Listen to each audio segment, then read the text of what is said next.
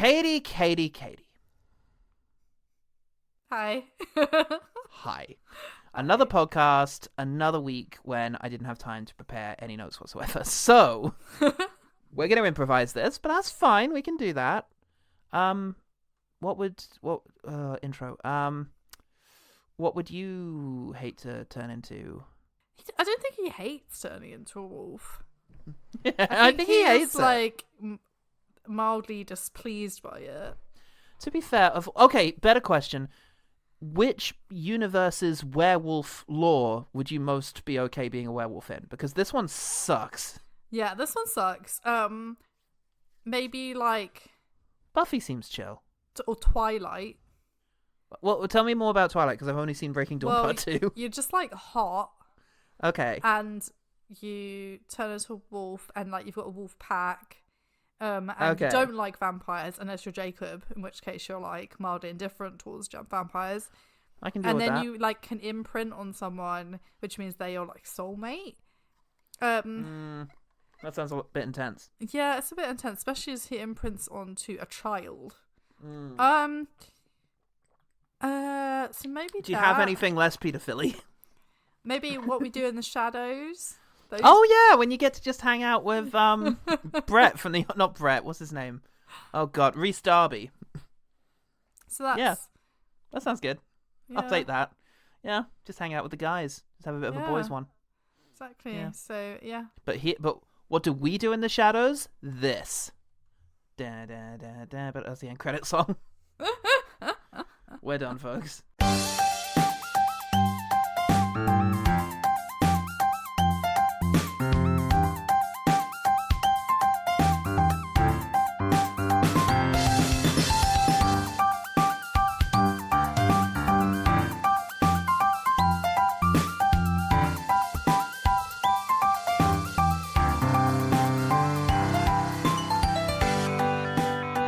Oh, I love that. There are 3 quotes in IMDb's memorable quotes from this movie. All right, then. Great, let's go for that, then. Hello, and welcome to One Good Thing, the podcast that wants this to be over, mommy.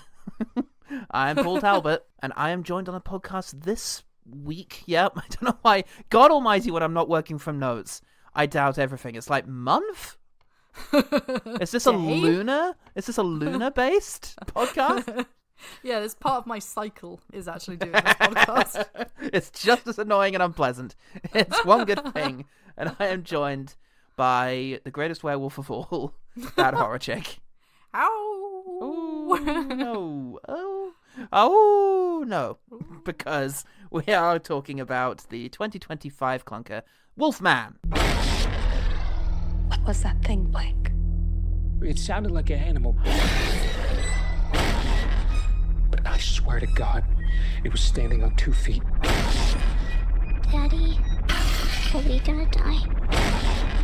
No, it's my job to protect you. What's wrong with Daddy? He got sick. Please, Daddy's scaring me! Blake, stop!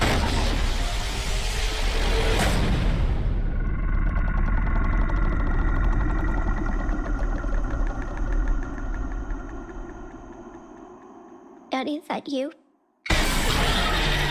Oh. Oh. Do we have to? Disappointed werewolf. Oh. So, a little background on this, I guess. So, first of all, the Universal Pictures Dark Universe saga failed spectacularly. They made one movie, The Mummy, with Tom Cruise, and it was a critical and commercial failure, and so they were like, okay, what do we do instead? Because we have the rights to a whole bunch of classic Universal monster movies from the 1940s, which we leased out to Hammer in the 1950s, but otherwise it's just been sort of odds and sods ever since. You know, Kenneth Branagh shows up now and then and makes one. That's kind of, or, you know, Francis Ford Coppola. Otherwise, we haven't really got much to do with all these old monsters. So they decided to make them more individual. Although, one little tidbit. Back in the Dark Universe thing, when the plan was to make a bunch of these and have them in a shared universe Marvel-style situation, they did consider putting Dwayne Johnson in a Wolfman movie, Which, oh my god, as the wolf. as the wolf, Or as the man. you know what? It would have made that dichotomy would have made a lot more sense to have him be like an arrogant werewolf hunter. I guess. Yeah. I can't see him wolfing out. He never loses control of anything. No, he's in control of his tequila business, his acting business, and his steroid use. Those are the three things. I tell you what, he sometimes loses control of his bladder on set, if reports from Red One are to be believed. Did you hear this? That he was peeing in bottles on set, and everyone hated it. I so believe it because I swear if you're taking steroids, everything just goes crazy. I think everything just goes crazy, including your ability to use a bathroom, just out the window. Out the window. Out. The bathroom, you just pee out the window.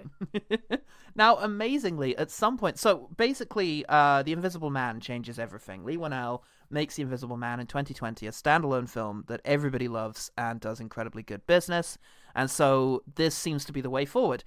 Keel's surprise, make horror movies out of these things. Make modern horror movies out of your monsters, reflecting modern anxieties.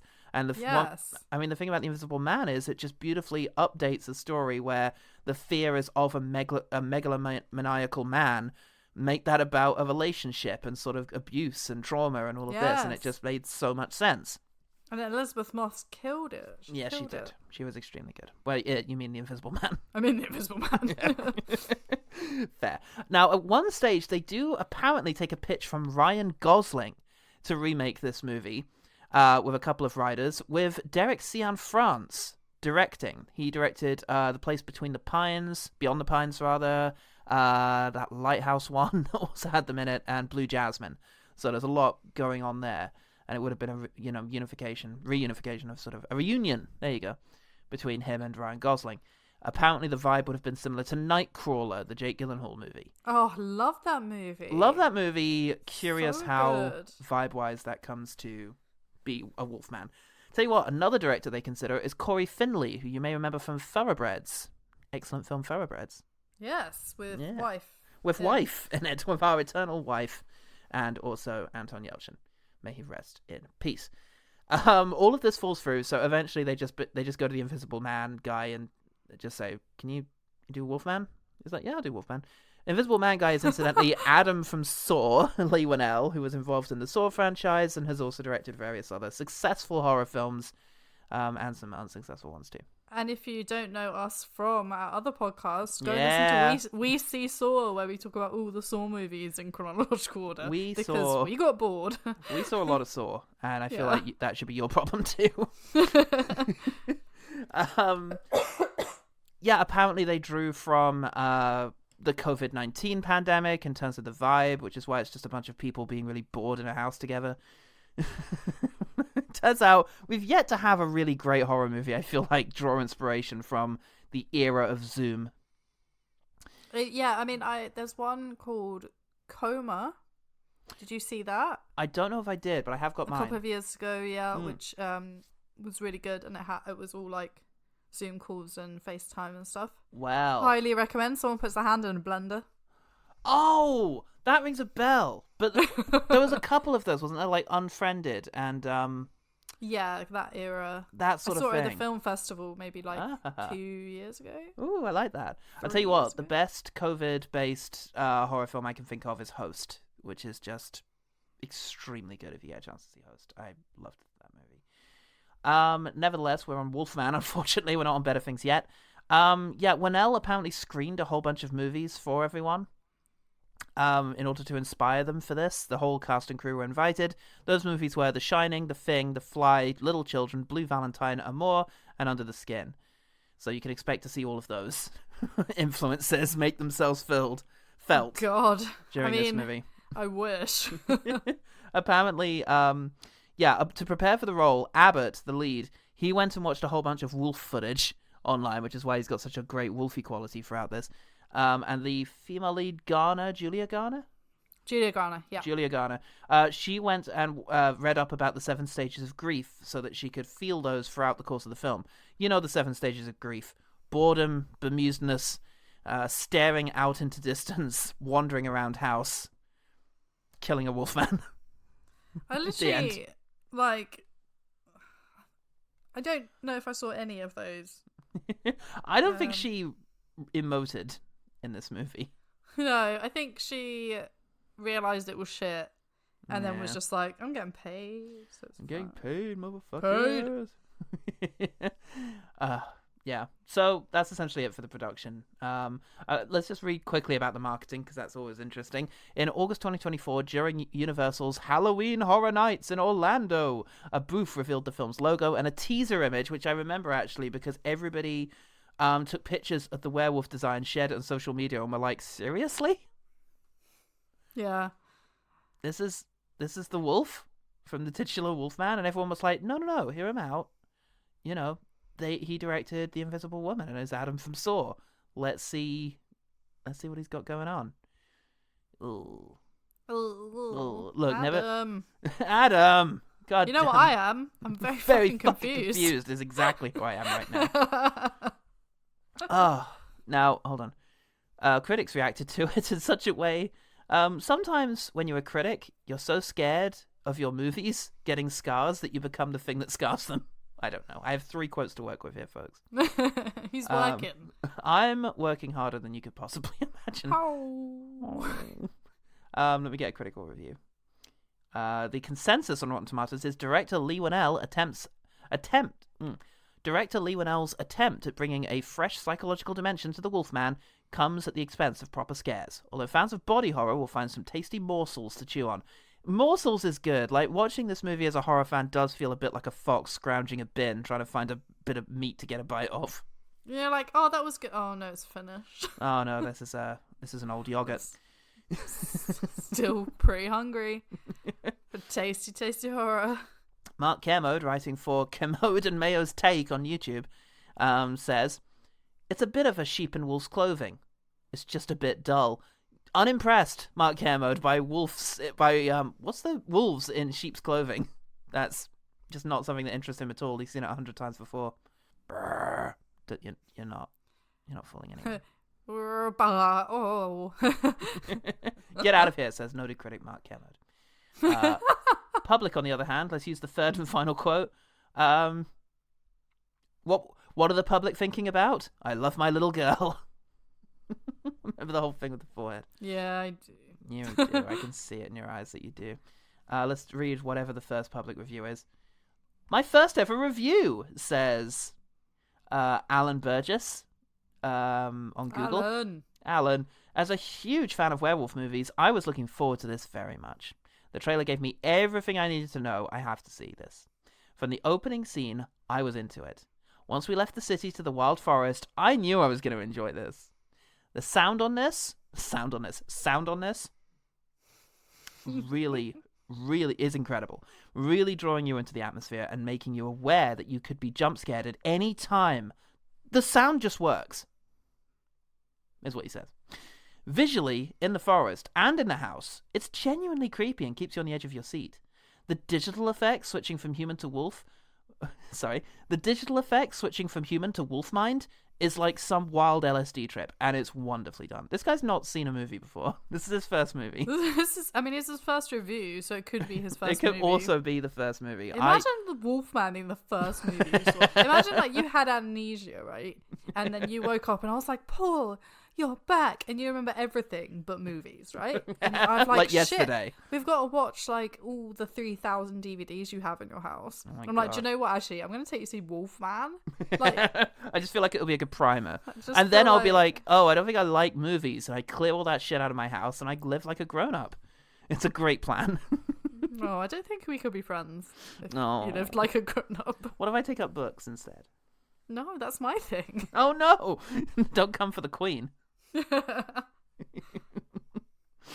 Oh god. Well, I'll tell you what, Wolfman. No, hold on. Oh, I haven't had a chance to check for 3 Men either. This is terrible. This is a terrible state of affairs, everyone.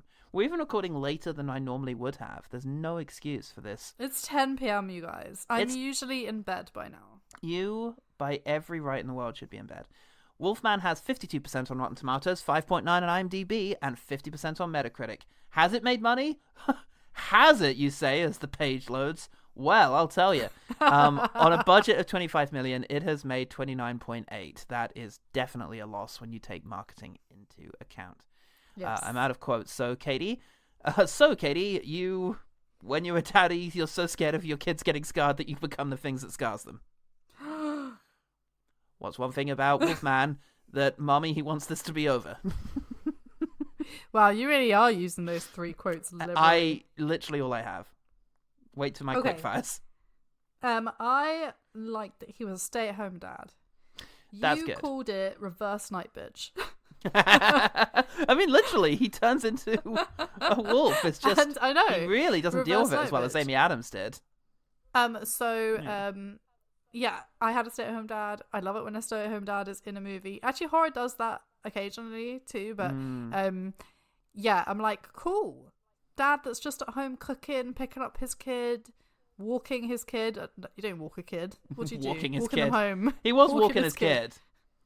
You know what I mean? Yeah. She had a balloon. Yeah. They had like inside jokes. It was They quite had cute. a whale of a time out there. Yeah, so stay-at-home dad gets a thumbs up from me.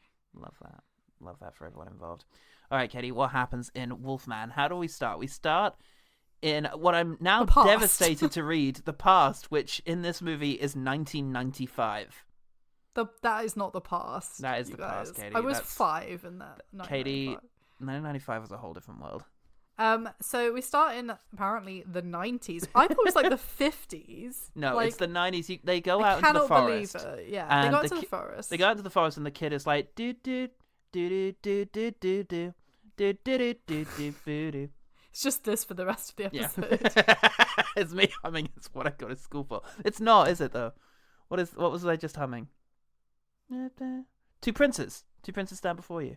Oh, because not the 90s. Okay. Anyway, so the kid and the dad Katie got that joke in real time. Everyone. go out into the forest, and the dad's all like, "You gotta learn how to shoot, son, but you've also got to learn to run when you're scared." And wolf. you've got to. He's like a scary dad, like an army dad, right? He's and they a live really in like a intense dad. shed, basically. Yeah. And then they hear a rustling, and it turns out to be a wolf man. No.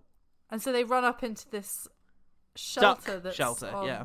Yeah, it's like a bird watching shelter, right? Yeah.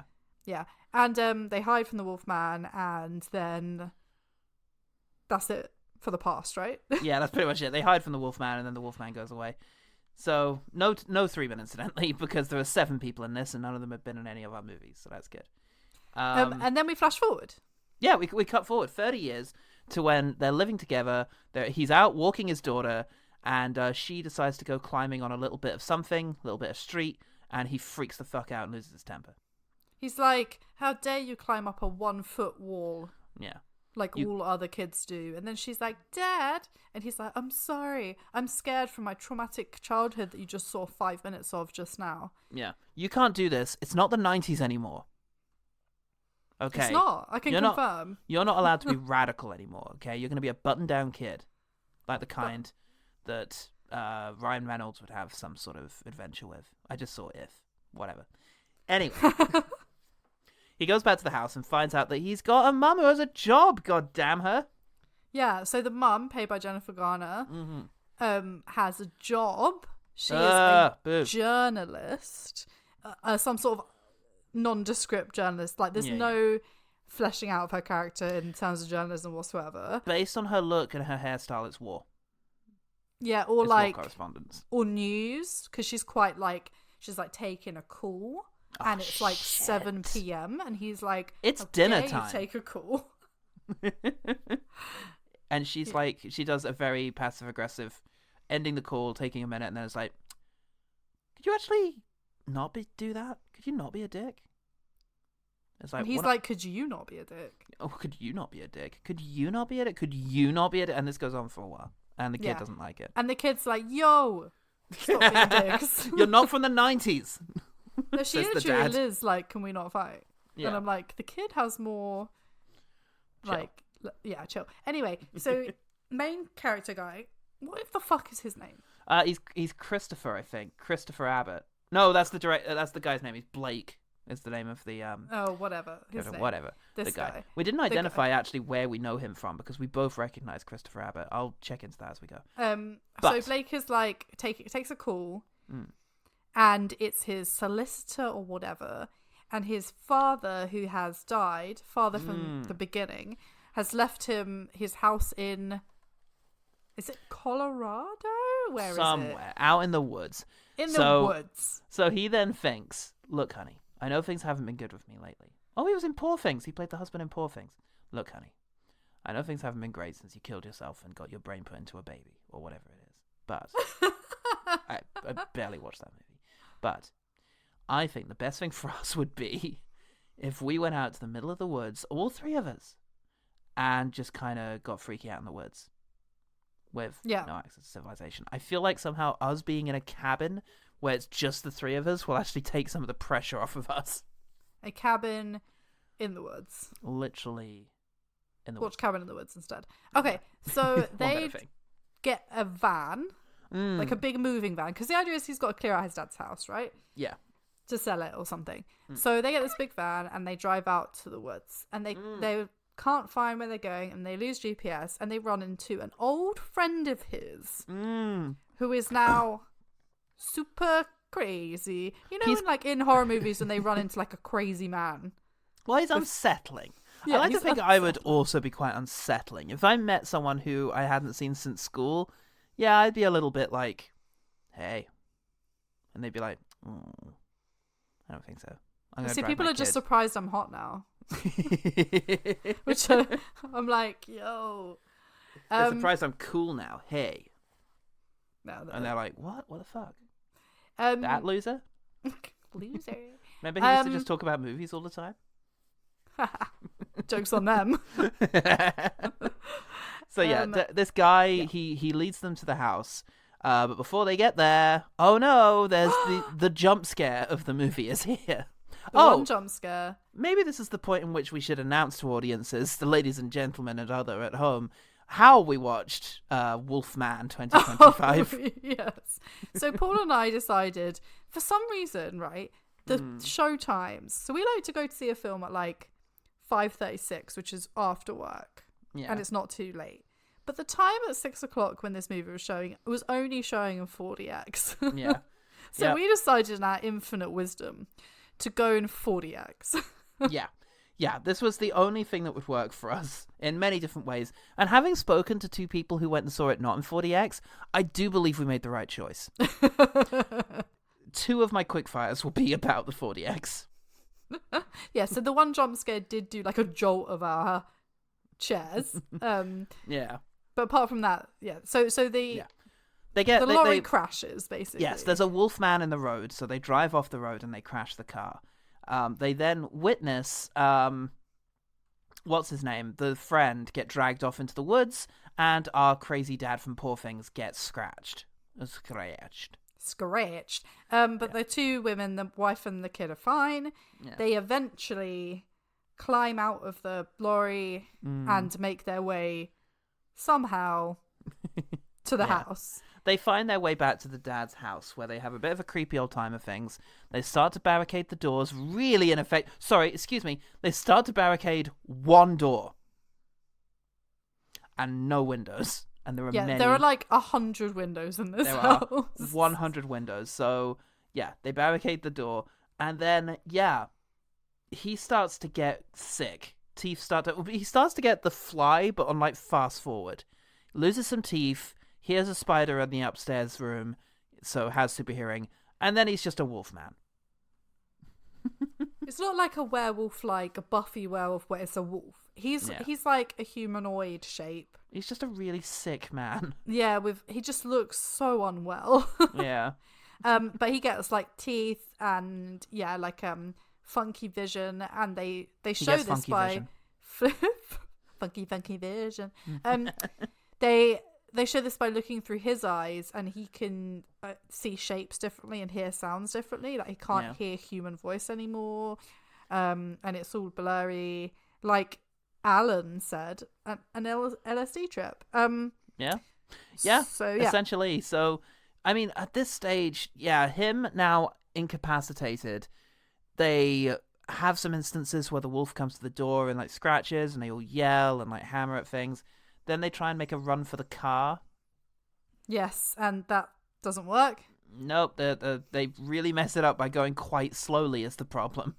And then the car doesn't work, so they try and hide on the top of like of a greenhouse. A greenhouse, but a greenhouse has got a fabric top. Yeah, so it doesn't work very well. So that doesn't work either. No, So it's then like, they go back to the house, and me and Paul were like dying at this point. We're like, yeah, don't go back Jesus. to the house. please, So please don't go boring. back to this house. But they do. They go back to the goddamn house. And then, And then eventually at some point they realise that like yeah. he's gonna hurt them. Yeah. Well, 'Cause he's a wolf now. he's turning into a wolf, and at this stage, I think there is the daughter who seems to have a kind of, if not psychic connection, certainly a kind of intuition with her dad, and she's able to sort of draw out the humanity a bit, which allows him to then fight the other werewolf, who, surprise, is actually his dad turned werewolf. Oh no. Yeah, we worked this out. Yeah. We were like, oh, Dad's the werewolf. Okay. Dad is a werewolf. So they end up in a sort of brutal fight, which ends with him killing the dad. And then they go outside. He goes full wolf.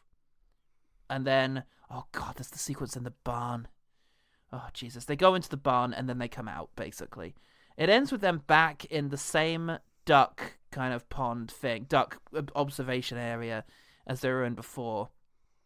And she shoots him. Yep. Yeah, that's kind of it, because before it's that's it. implied there were two of them. This time there's just the one, and so she shoots him. And, yeah. And that ended the line of wolfmen. There Because he endeth killed the line. dad. He killed the dad, Yeah, and she killed him. So there are no more wolfmen. yeah. And then they limp off into the sunset. Oh, except the daughter's scratched, and she's going to team up with Elizabeth Moss in the sequel, Invisible Man and Wolf Girl. I wish that was true. I wish that was true, but it's not. It's not. It's not even a little And that bit was the true. disappointing ending of of a disappointing film. Katie, what did you think of Wolfman? I thought I started with high hopes, and it very quickly descended into me being quite bored. Yeah. And glad that we saw it in 4DX, because otherwise I would have been asleep. Yeah. Though actually sleep would have been quite nice. I do enjoy sleep, and I didn't enjoy this film very much. Yeah. There were moments, but all the moments came towards the beginning of the film. Therefore, it just got so boring. So that basically, when they get to the house, they're basically in the house for most of the rest of the movie.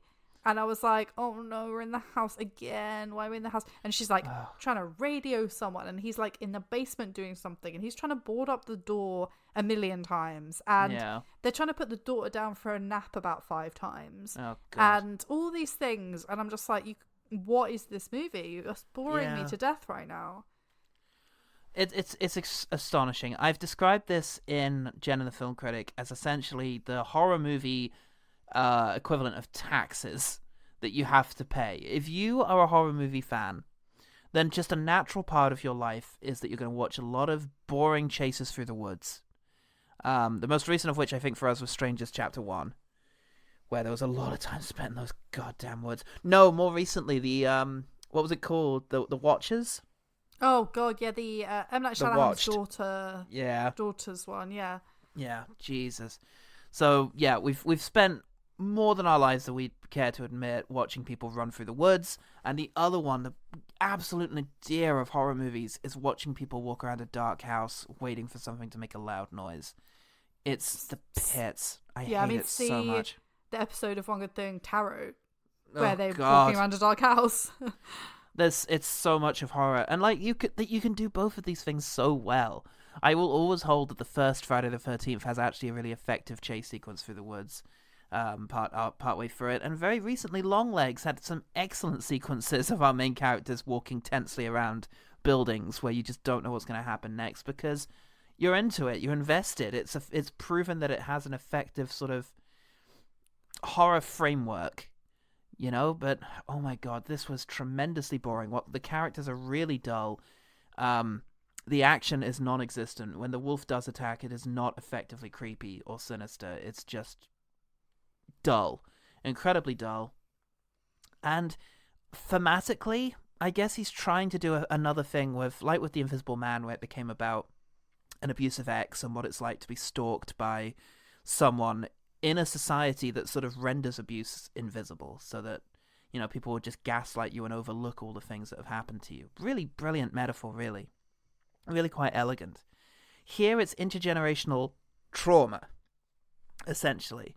It's this idea that, a parent hurts their kid who will then go on to hurt their kid. And it's also this idea that actually being overprotective of your kid is going to end up hurting them, because the dad was trying to prep his son to be like a big manly woodsman, and in doing so ended up sort of traumatizing him, and then his own instincts to overprotect his daughter ends up traumatizing her. And so the Wolfman is like, the bad side of yourself that emerges, which is very well worn. To be honest, the Wolfman was never the most elegant of the original metaphors that kind of grew out of the horror monster movie kind of thing. Like, the others always had much more going on for them, I think, because the Wolfman is just the idea of, it's a bit scary when you lose your temper. And it's like, I don't know how much you can do with that and how you can modernize it in its own way. Like, I'm trying to think, like, what's the modern kind of equivalent of rage? It's like doom scrolling, I think. So I don't know if you can somehow integrate this into your horror movie. But yeah, no, this was incredibly dull. Yeah, I think that that whole like trying to pass on generational trauma, not trying to, but passing on generational trauma, kind of has been done, but also like if you're gonna do it, you need to make it a bit more explicit. That's what you're doing, like not explicit in like a bad way, but like in The Invisible Man, right? We all knew it was about abuse, like domestic abuse. Sure. But you could totally miss the point of this movie. Oh, sure. Yeah, I mean, it's just, it feels barely developed because, again, one of the big problems, I think, one of the horrible things they do is that they render their main character incapable of speech almost immediately. Like, almost immediately, he is having his own situation where he can no longer understand. This doesn't happen gradually. It's like, boom, they say the last things they're meaningfully going to say to each other in the first few minutes. And for the rest of the movie, the mother and the daughter don't really speak. And there's just not really anything else to do other than to look horrified at his transformation and run about the woods and wander around the house. That's it. So, yeah, you just don't get a good sense of these characters after the first act. Yeah. I mean, the idea of her being a high-pressured, kind of intense, slightly no-nonsense journalist goes out the window after the car crashes. Yep. Like, when is she that again? So, yeah. That's pretty much all we have to say on The Wolfman. I think we should get to quick firing as best we can. Quick fire. Okay, let me look at my scanty notes. Okay, I like scanty notes. Right. Shall I start? Yeah, go for it. The beginning scene, we probably both have this, with the original dad that I thought was set in like the 50s, but apparently is the 90s. Evidently not. Yeah, so I thought the dad was really good. I thought the kid was good. I thought their relationship was like horrifying but good. The kind of tenseness of them walking through the woods was good, and it was a good setup. I was quite sad that it wasn't like part of the main story, and that was just his past. Yeah. But like the house is, because it's in the light as well as during the day, you get to actually see the house and like how it's set up. So I was like, this is moody. I like it. Sure. So I was quite happy with the first scene, and good setup. Yeah, and I think it did its horror moments really well. It did its sort of spooky, creepy kind of building up tension and sort of letting you get a glimpse of the scary thing, and then, not really overreacting to it. I thought that was really effectively done. So yeah, I think there was a lot going on, and the whole tension scene of them aiming the rifle as the sort of sound of the thing approaches, and then you see the breath behind them indicating it's come behind them. Like, I thought that was good. I liked the like weird friend that turned up. We needed another character for one thing, and he was like, he had more depth as a character. Sure. He was a bit strange, but also seemed like he would be quite likable if, like, you actually weren't prejudiced against the fact he was a bit weird. Yeah. And he was just like talking to them like, so, you have to go this way. I'll get in the truck with you and show you where to go kind of thing. Sure. It's that good thing of being sinister, the quality of being sinister, where you don't know if you're supposed to be scared or not, or if there is a threat here. And when he invites himself in the car, there is a sense of, oh god, maybe don't let him in. And that's exactly what you want. You want that ambiguity. And it is, I guess also playing into the idea of some class conflict going on there, sort of differences between the two of them now that one of them's left and got himself a fancy wife, a fancy journalist wife. She's so fancy. She's so fancy, but yeah, that is just yet another layer that is dropped almost. I thought the crash was good. That was my next one. Yeah, the crash was very good because it comes out of nowhere. The thing is in the road. It spooks you. And yeah, in 4DX it was quite dramatic. So yeah, it was one of two effective moments of 4DX within that film. Yeah, it was good. And I like a familiar location being twisted literally. So being an interior of a car on its side, suddenly, the door is the threat and you have to try and keep yourself up and how are you going to get out. I like that. Reminded me of Jurassic Park 2. Yeah, I thought the crash was really good. And while we're on the crash, the friend's death, so the friend gets mauled by the wolf, actually was pretty bloody and like quite effective practical effects on that. And he got like torn inside out and I was like, yeah, Adam from Saw. You gotta appreciate that. So I appreciate that. I like some blood and guts, in my horror movies, duh. Yeah, and I do respect the fact that they did a lot of it practically. I like the fact that they had a lot of very obvious practical wolf transformation stuff, but I mean, when it comes to wolf transformations, if you're not going to do something better than An American Werewolf in London, which is definitive, you're going to struggle to stand out. Like, I struggle to remember some of the effects now, except for the weird face bumps growing in. You okay? I mean, that was mine. It's just some of the transformation effects. Oh, okay. Right at the beginning, him and the wife, we mentioned it already, had an argument. I thought that argument was really realistic. I like that.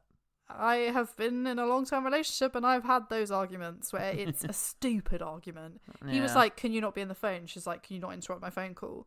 Yeah. And they both think they're in the right, and then the daughter's just like, shut the fuck up, basically.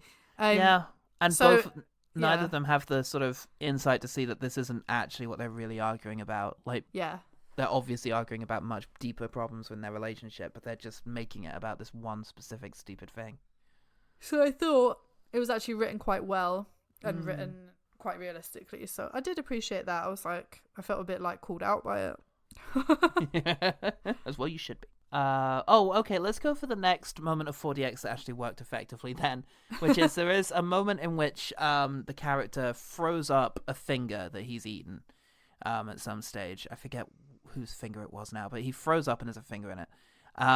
When he froze up, water is dropped onto us from above. And we were like, just for one moment, I forgot that this was the premise and just really felt like he had thrown up on us somehow.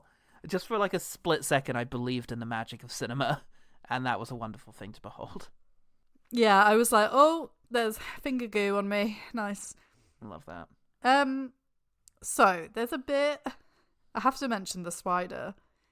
So when he starts to turn into a wolf, there's like these really loud sounds, and we're like, where are they coming from? Like tappy sounds.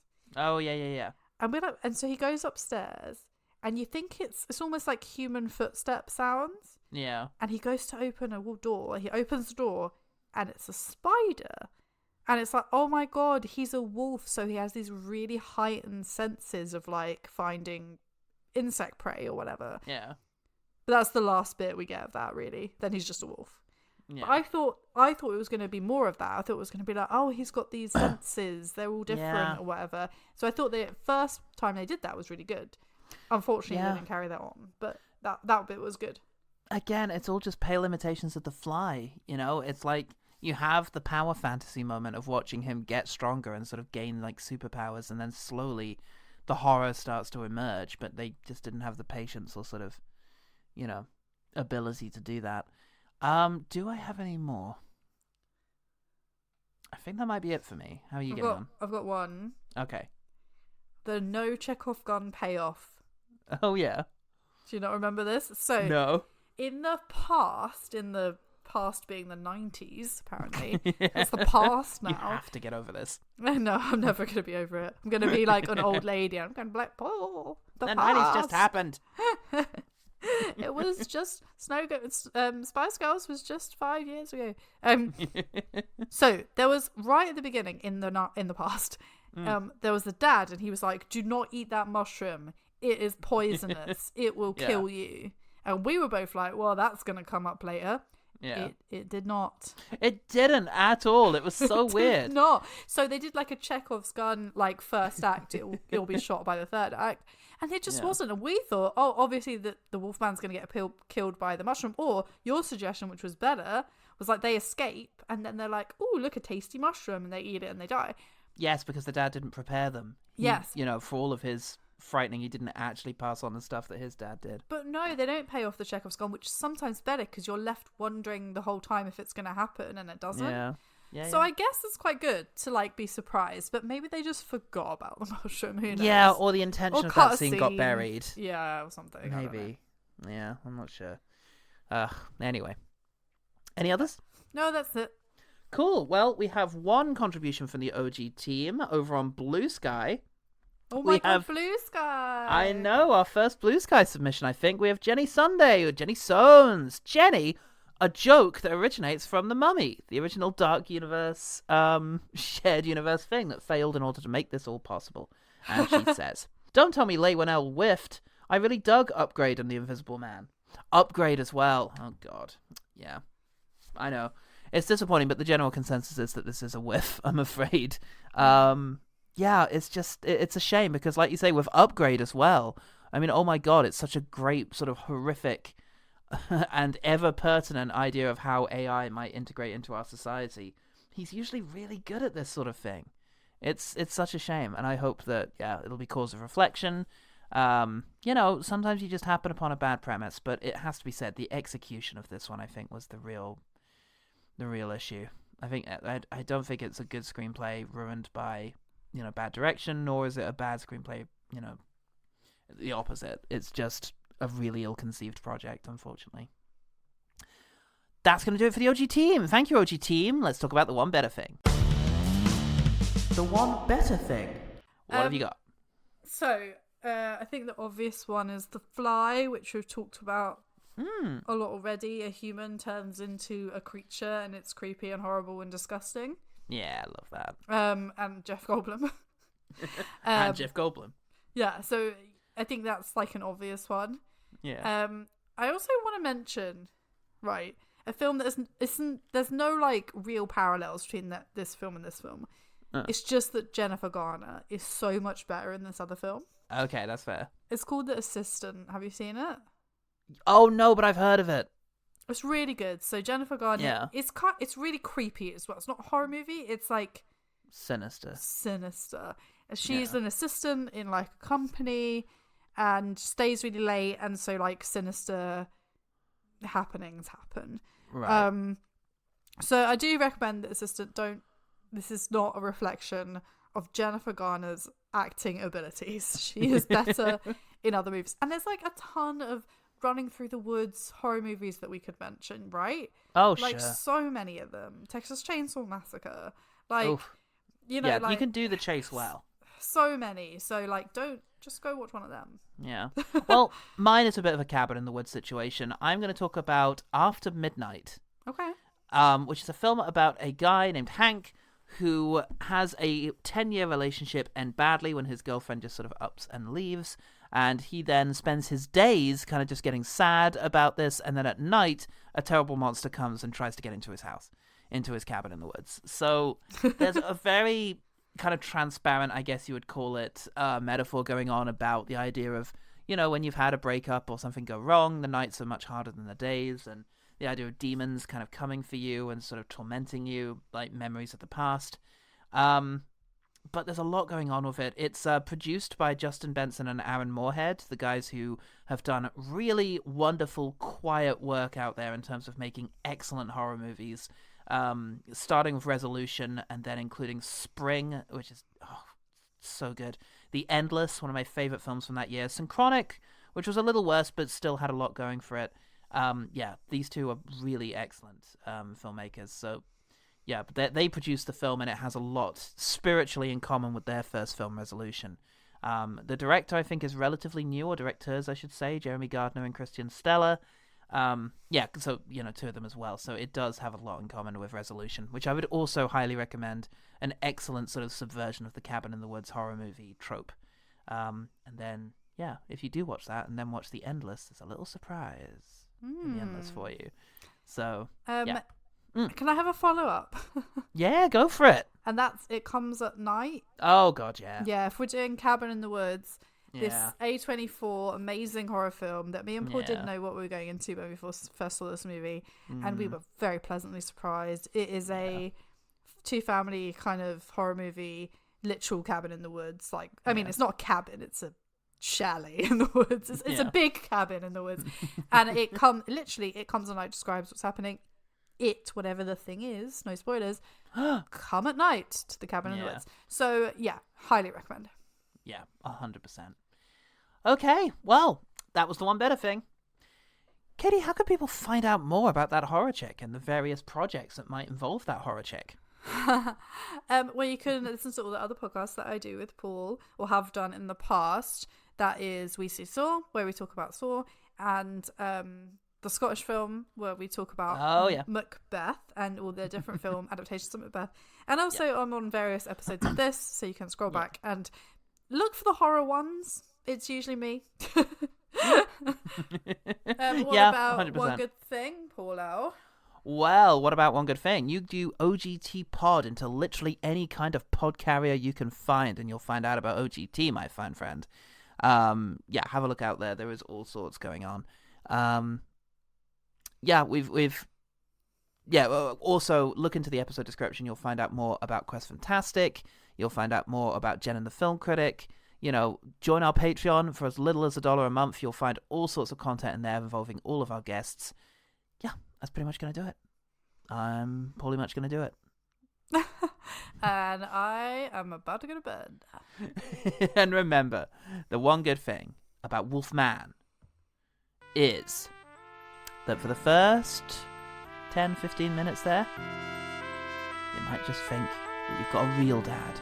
But then he transforms into a boring mess. Bye. Bye.